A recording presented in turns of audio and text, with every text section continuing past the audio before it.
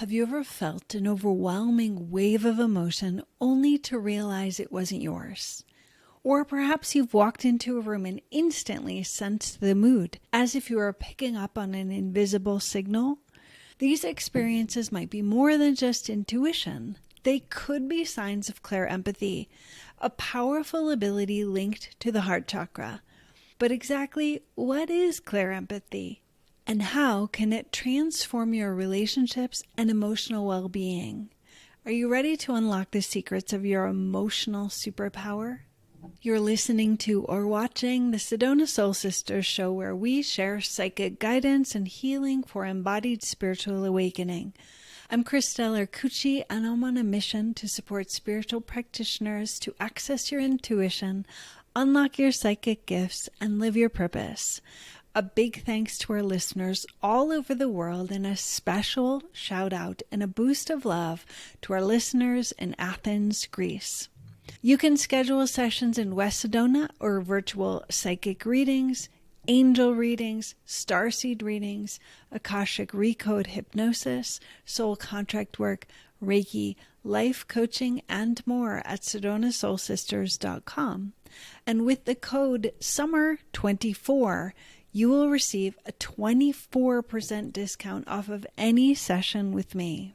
Each breath you take aligned with love repairs the healing web on planet Earth.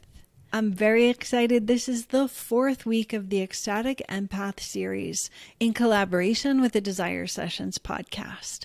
Many empaths are unknowingly attuned only to the pain body.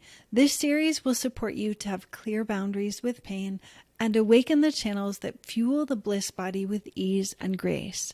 If you would like to receive all of the resources from the entire free Ecstatic Empath series, visit ecstaticempath.com and enter your name and email. I also want to personally celebrate with you that this episode, which I love that this is the heart chakra episode, marks my 50th episode that I have recorded, published, produced in 2024, which is a massive accomplishment. A big thank you to everyone here. I am so grateful and deeply appreciate you being on this journey with me. As we begin this exploration of the heart chakra and clairempathy, begin by taking a deeper breath. Place one hand on your belly and one hand on your heart, and feel your hands rising and falling with the movement of your breath.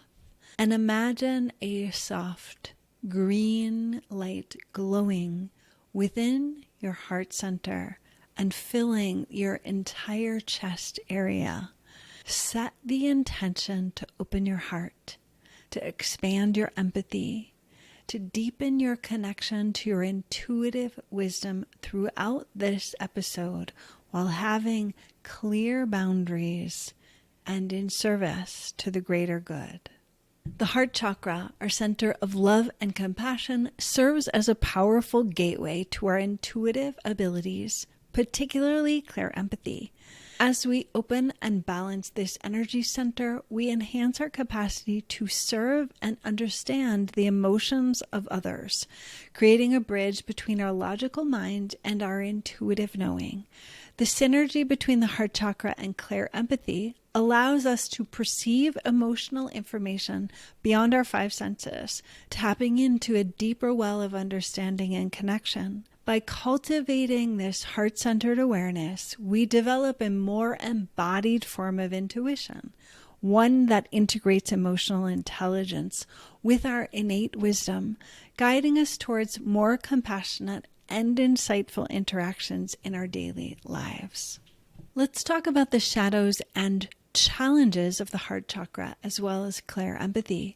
Emotional imbalances, difficulty giving and receiving love, fear of intimacy or vulnerability, unresolved grief or loss, relationship issues including codependency, attachment anxiety, avoidance or insecurity, trust issues, self-worth challenges, lack of self-love, feelings of unworthiness, excessive people-pleasing, energetic imbalances, closed or overactive heart chakra, difficulty maintaining healthy boundaries, emotional repression, or overwhelming sensitivity.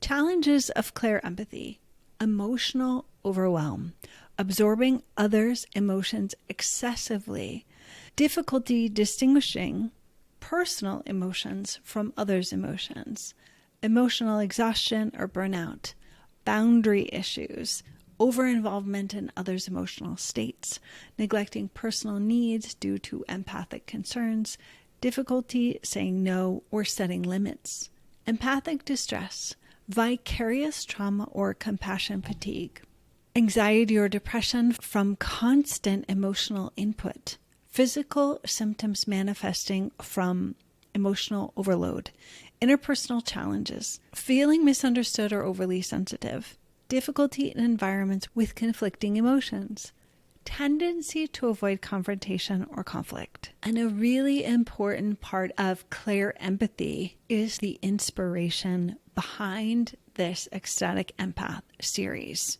Episode 159 of the Sedona Soul Sisters is where I invited you to explore being an ecstatic empath.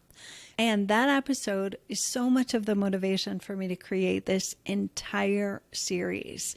I love that we are focused on ecstatic empathy in the heart center, because the beauty of the heart center and of empathy is it creates deeper connection. Yet most empaths are highly attuned to pain and to others' pain body and hypervigilance, and not having clear boundaries on where our emotions or our intuitive gifts end or begin, and it all becomes incredibly overwhelming.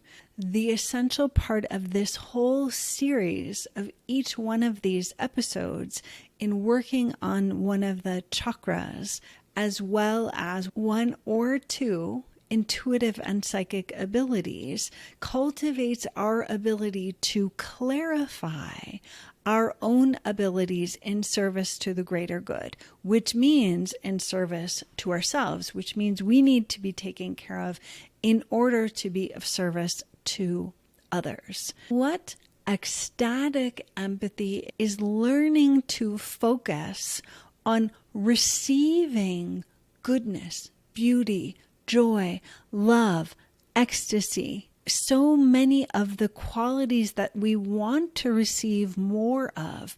But when we are blocked or guarded in the heart center, or if we have predominantly trained our empathic abilities to be hypervigilant to the pain body, then the channels of cultivating the ecstatic empath need to be strengthened.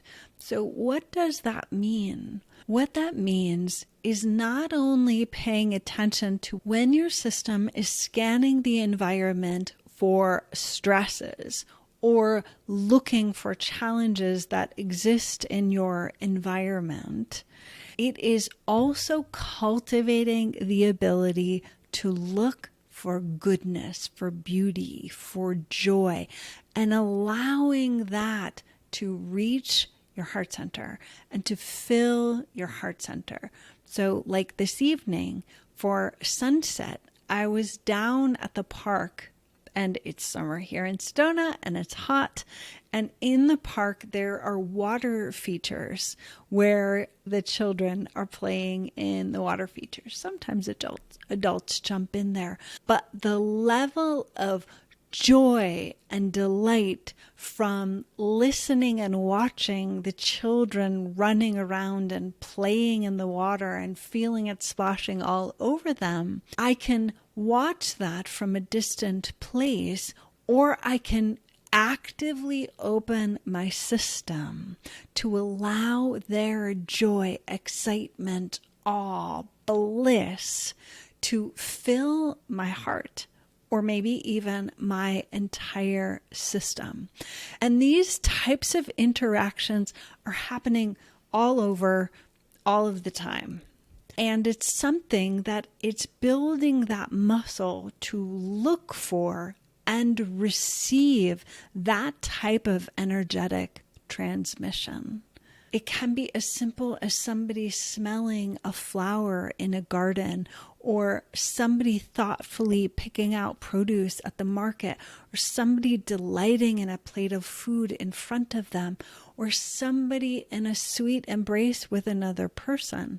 And of course, you can do these things when it is you, is to let it in more deeply, like being hugged and really pausing to feel the energy, the love, the connection, the joy from that hug. Receiving the scent of the flower or the beautiful meal that has been placed in front of me.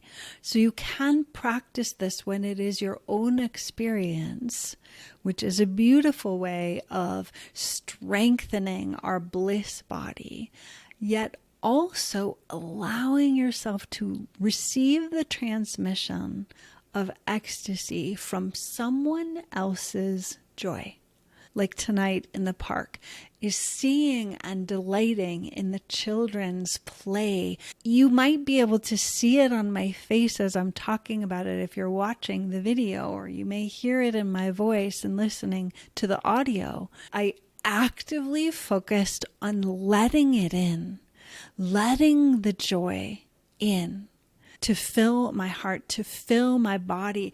And it creates this bubbling, effervescent enthusiasm and delight in my whole system. It is a conscious practice that for most of us takes cultivation, and especially when there are stressful things happening in the world, it can take even greater discipline to slow down and let good things in. Because there is a way that in our culture, there is this program that if bad things are happening, we're supposed to feel bad about it. I should feel bad, and I have to put a cap on how much joy I'm allowed to feel in my life, which is an essential part of healing codependency, is being able to be deeply compassionate, empathetic with people that we love. Say I was on the phone with my friend who their dog died, and I'm on my way to the park for my evening practice, and I'm in that with her telling me about what has happened, and I'm holding her in my heart, and I'm deeply compassionate and empathetic and present with her. And then I hang up the phone and I'm now at the park. There can be a way that even though I'm not with my friend, we have trained ourselves to limit our capacity to go from being with some challenge to allowing myself to transition easily and effortlessly into feeling amazing. There can be this sense of feeling guilty for feeling so good while my friend is deeply hurting. And while if I was still on the phone with my friend and I was laughing and giggling and no longer connected with my friend, that's a different thing. But in this example, I'm saying I have completed the call with my friend and now I am in my own experience and I'm watching the children playing. Can I allow myself to activate my bliss body? And that is the greatest gift I can give to my friend, is that I was with her, present with her, and then I transition back into my own life and I cultivate my bliss body so that I am filling my own cup and better able to support her if she needs to talk later in the evening after I've finished my sunset practice. And so that is one example of how we limit our ability to feel good. In full transparency, I quit watching television in the late 80s, which is now decades ago. But after I was living overseas and I returned to living in the US in 2009, that was when reality television was really taking off and growing. And of course, social media was building its presence and influence on our culture. And one of the stark contrasts in spending most of 4 years in Asia to then coming back to the United States was this way that there was this glorification that I personally don't think are ideal to have glorified to build human connection and love and compassion and connection. There has been this amplification of this like dramatic conflict. And that was true from soap operas from my childhood and even like the nighttime shows. Yet this shift and amplification of reality television and the negative influences of social media, this lack of compassion for other people and this glorification of judgment and criticizing and creating drama for the sake of drama in our lives and each other's lives, that to me isn't the best thing for humanity. Ecstatic empathy is a different kind of practice in cultivating authentic contentment, happiness, joy, awe, love, connection. It is building that in our own muscles, bones, in our lives, in our energetic and emotional systems, so that we have greater capacity for connection and love in our own lives and as a culture, which I think is really important. And it is an active practice because so much of the dominant culture isn't focused on empathy, connection, love, understanding. So it takes conscious practice, especially if you have a lot of stress in your life, if you have a history of trauma in your experience, that it takes conscious practice to move your system into a regulated state and to learn to trust feeling good. And this aspect of ecstatic empathy, to me, is the main thing I want to teach in this episode, is inspiring you, supporting you, encouraging you to look for ways you can build your muscles, your energetic, emotional muscles, to allow yourself to feel good more of the time. The heart chakra in Sanskrit is called Anahata. It is the center of the chest. While the physical heart for most of us is off to the left side, the heart center is the entire chest. The heart chakra opens to the front, the back, above and below. It is related to the element of air. The sacred sound is yam, Y-A-M. And if you feel your heart chakra needs a boost, the energy and essence of your heart chakra is low, diminished, depressed, repeating the sound yum more quickly will create momentum and build up the resilience of the heart chakra. If it feels that the heart chakra energy is excessive, then you can chant, sing, say the sound long and drawn out, yam, Y-A-M. The heart chakra is the center of love, connection, compassion. Its strengths are love, compassion, and harmony. The challenges of the heart center are grief, anger, jealousy, and codependency. Clairempathy, you can think of it as the emotional superpower, and it is the ability to deeply understand and feel the emotions, feelings, or experiences of others. Let's distinguish the difference between clairempathy and clairsentience. Clairempathy focuses on emotions and feelings.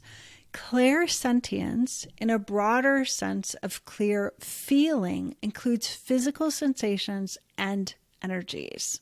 The benefits of developing clairempathy is enhanced emotional intelligence, improved relationships, greater compassion and understanding. The greatest benefit of developing ecstatic empathy because I see people teaching and practicing Clairempathy as the ability to feel the challenging emotions, which, as I've said, is an important part of Clairempathy.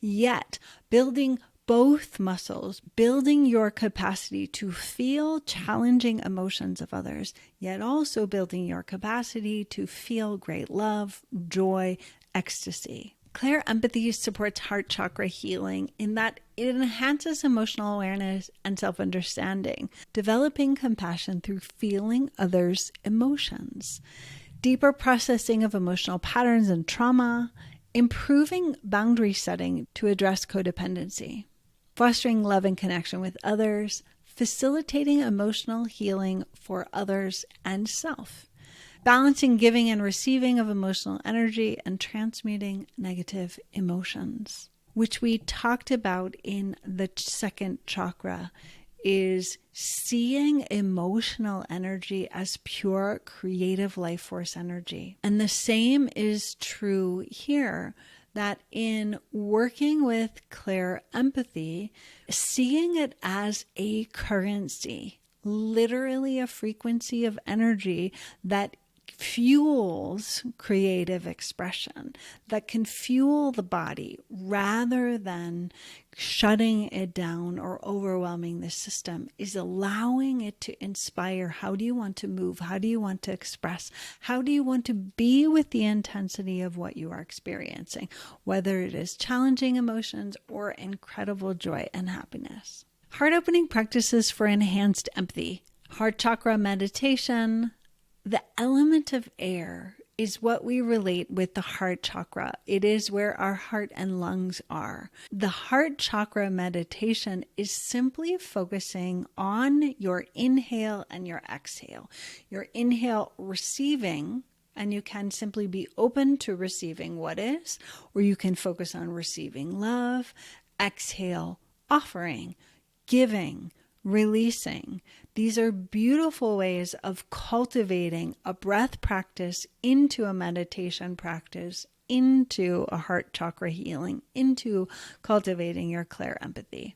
Gratitude journaling, of course, is incredibly popular, and so many people talk about it. And here's a little spin I want to add onto a gratitude practice, is saying your gratitudes out loud, especially speaking them to yourself. Being grateful for more of the small things that you do to support yourself every day. Like when I cook myself a beautiful meal and I sit down to enjoy it, I literally thank myself out loud. I take a moment to enjoy what I have prepared for myself, the colors, the textures, the smells, and give myself thanks for preparing it. Thank you for preparing this beautiful meal. And then as I taste it, thank you. I share the gratitude and appreciation as if it was somebody else. And it makes such a difference in my life that I am my greatest fan in that way, where I am deeply appreciating the small things that I'm doing for myself. Thank you for going to the park at sunset. Thank you for preparing this beautiful meal. Thank you for making this beautiful home. Thank you for taking a shower. Thank you for washing your hair. There are so many small things that I do throughout my day that can feel so mundane and like a burden. Yet those small actions that I'm taking every day make me feel better and improve the quality of my life. And because I want to be an incredible partner to myself and to others, I want to be deeply appreciative of what other people do for me. I practice that with myself as well. And then it comes more easily and naturally to say it to other people, is to appreciate what they have given me, done for me. And it cultivates this greater joy in experiencing life. How and why Clairempathy supports heart chakra healing. It develops emotional awareness.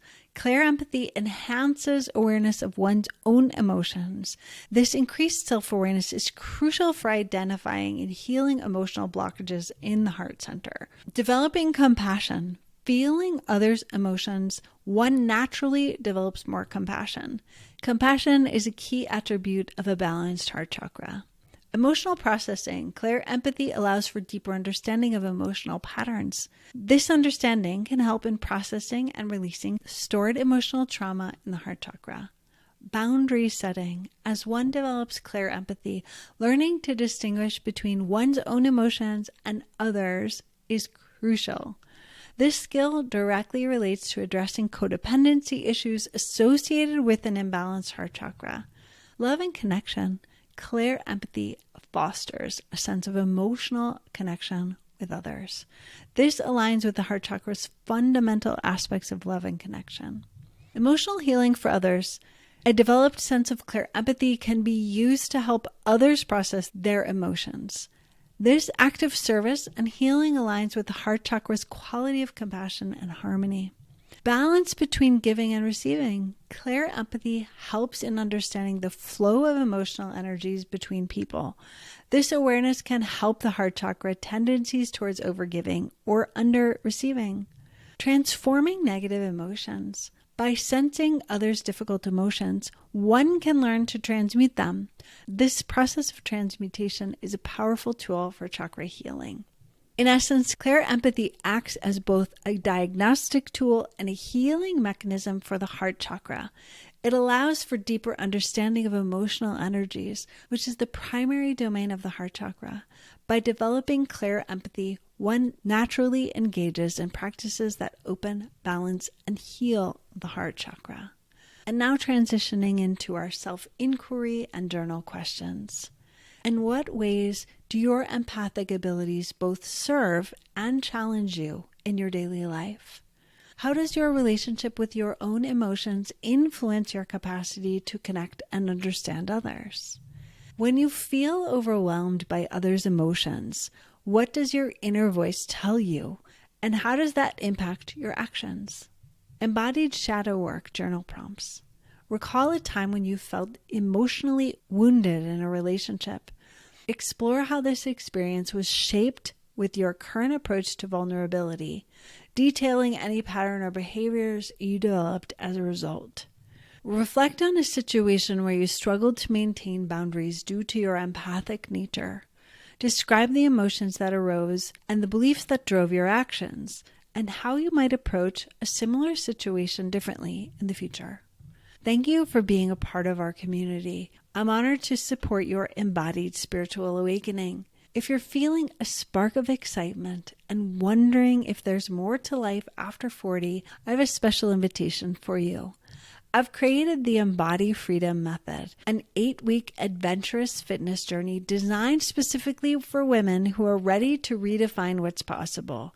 It's not just about fitness, it's about reconnecting with your body's wisdom, aligning with your soul purpose, and embracing a life full of vitality and adventure. I want to make sure it's a perfect fit for you.